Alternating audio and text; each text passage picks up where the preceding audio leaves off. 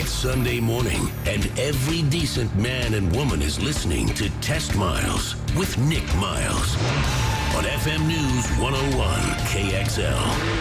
Buckle in.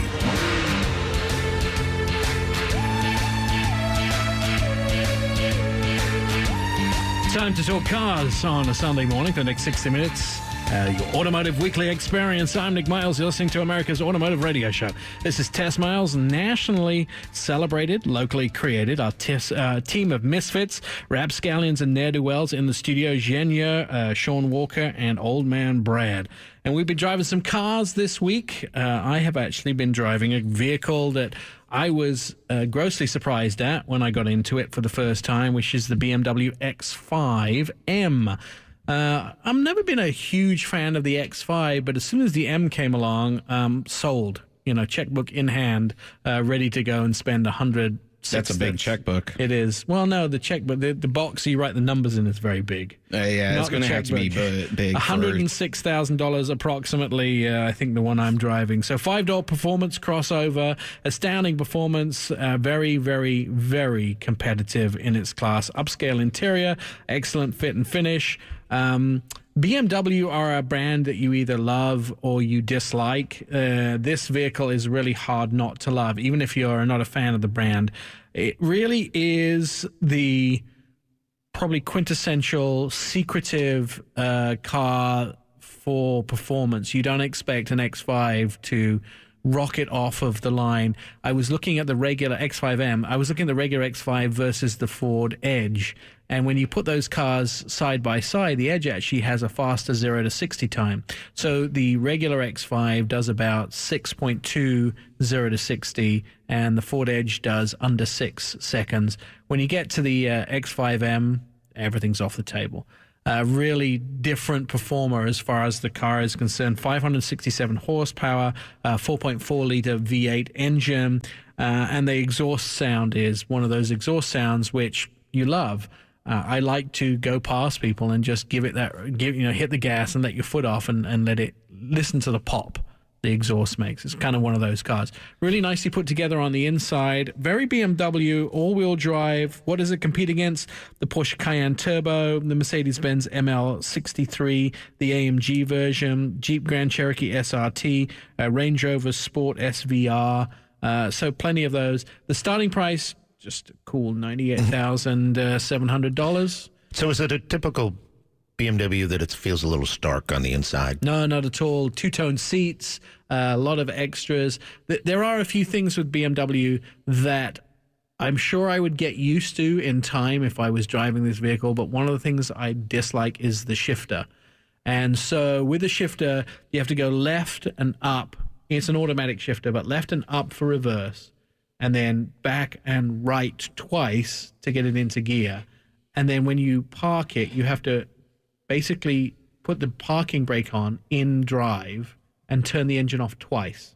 Can't you just, like a lot of push-button starts, our transmissions like that, you just push the car off and it puts it itself in park? No, it doesn't. The problem with that is if you turn it off in gear, in neutral, it will tell you you're in neutral, it needs to put it into drive. But at least it tells you, right? Yeah, it tells you on the dash. There's been a problem with some of those where it's like because that's the thing of some of those weird transmissions. Usually I just turn the car off and it puts itself in park, but a few, they're weird like that, and it's like, step out and the car starts rolling. The other thing about it I don't like is that you have to hit the stop button twice. So you hit it once to turn the engine off and a second time to turn all the electronics off in the car. And, of course, I hit it once, and I'll get out of the car, shut the door, and walk away, and the radio's still going. I'm like, well, that's not right. I have to get back in and hit it a second time. I think it does turn itself off after a while. But these are quirky BMW things. They do a lot of these things for safety. They've done a lot of research into them. And I'm sure I wouldn't have any problem with it if I was driving it every day. But the fact is, you drive it for less than 7 days. I'm driving it for like 4 days or something, and you're just not quite You used still to it. never would have gotten used to the iDrive back in the day. Yeah, the old iDrives. The new iDrive is much better. I like the fact that there's a bunch of buttons in there now. So the iDrive is the central wheel, which is next to the shifter that allows you to go through the infotainment system. And now they were hard to guide themselves around. Nowadays, they're a lot better. And Mercedes has got easier, too, with their infotainment systems. Audi just revamped the MMI system they have in this. They're getting better. You know, it took Ford until the third generation of Sync to pull that together. So it's been tough for some of these companies.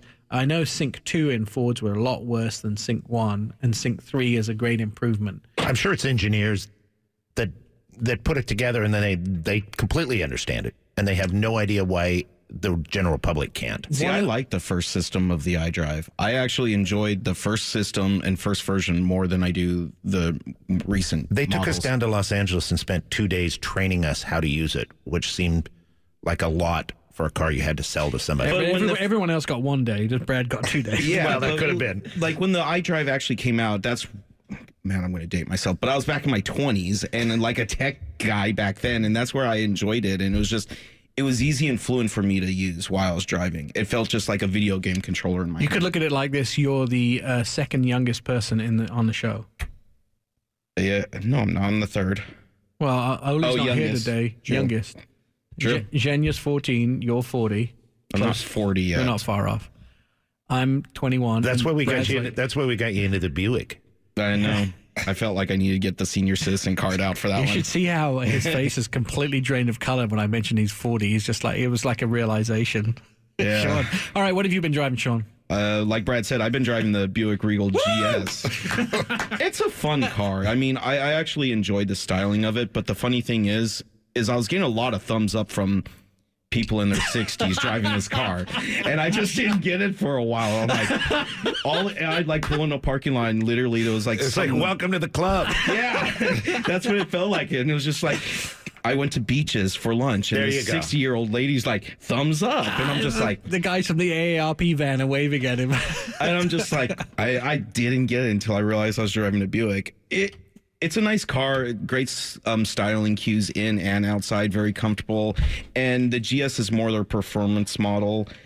The only thing I really don't like is the styling cues are the design on the steering wheel. I don't like the steering wheel buttons on it because they're, to me, not placed in the right spots. They have like, on your right-hand side, they have your volume. Then you have to reach completely over to the right side to change channels. I like Buick, and I have to tell you that I think they've done a lot of changes performance-wise as far as their cars are concerned. That GS, the all-wheel drive, I drove that on snow a couple of years ago in Canada, and it kicked backside. I managed to take off the four-wheel, the snow version, and put it into two-wheel drive and run it into a snowbank, which the guys from the fast lane car had to dig me out of. But I think they're great performers. I think they're sporty. They call themselves I never really understood this. They call themselves the doctor's car. And I don't get this with Acura, and I don't really understand this whole thing of wanting luxury high-end cars but wanting them to be low profile. If I'm having a luxury cool car, I kind of want, you know... I don't feel that this is even low profile because even with the GS, they have styling wheels. Like, they're an aggressive wheel to it. And there's just an aggressive look to this car, so I don't get the whole... Maybe it's the not doctor's car. They call them the doctor's cars because doctors who, want luxury So cars it's the don't want to know. physician's assistant car. And even for performance... Be careful where this goes. It has a 2-liter turbocharged 4-cylinder that cranks out 259 horse, but it feels like there's more than 259 horse under that hood. It's a light car, though. Too. It's a very light car. I enjoyed driving it. I had a great time with it. Like I said, the only thing I don't like is just the styling or the design of the steering wheel. What's the price? How much are we talking about? We're talking $44,670. I don't know if I'd spend that much money on it. You can get into a base Regal for $27,000. So it just depends on what you're looking for. If you want a Buick and get into one, you can get into it pretty reasonable. It depends what reasonable is to you. 27 is not that bad. That's about an average price of a car now. Stripped down base model, right? Yeah, but it's still going to have features. You're going to have more features than, say, a Volkswagen. Yes, of course. All right. And nobody's been driving anything else. What have you been driving, Jenya? Well, I've been able to be riding around Florida, Miami, Florida, in a Ford Transit. But you weren't driving. No, I wasn't driving, but I was riding around it, and I could get a good impression. You were texting me that how much you like the Transit. I was Yes, like, I That's did. the first time I've ever got did. that text. I did like it. It was the good thing about the Transit is it's a good shuttle car. It's really good for hauling passengers short distance, but for long distance it isn't the best because the ride can get a bit jiggly, the seats are a bit uncomfortable and narrow. But the one thing I really liked about the Transit is how high the ride height was. Right. Well, that's why people like Range Rovers, though, too. Yeah, And they're not jiggity. yeah. I felt like we should be dancing like to Will Smith or something when he said that. I'd take the Sprinter, though. Yeah, you know, Yes. like I would take the Sprinter, too, but they're different classes. The Sprinter's much bigger, I think. It's still great for hauling people, and Yeah, and it's not so jiggity. it's not nearly as jiggity. All right. You know, coming up, we have a jiggity break. We're going to be talking to the guys from Scion. Scion reinventing themselves. They're coming out with 2 brand new models September 1st. We got to test drive them this week. And we'll also be having some local fellows in and gals from Double J Motorworks who are specialists in making your German VWs and Audis perform amazingly. That's all coming up on Test Miles this morning. FM News 101 KXL. I'm Nick Myers.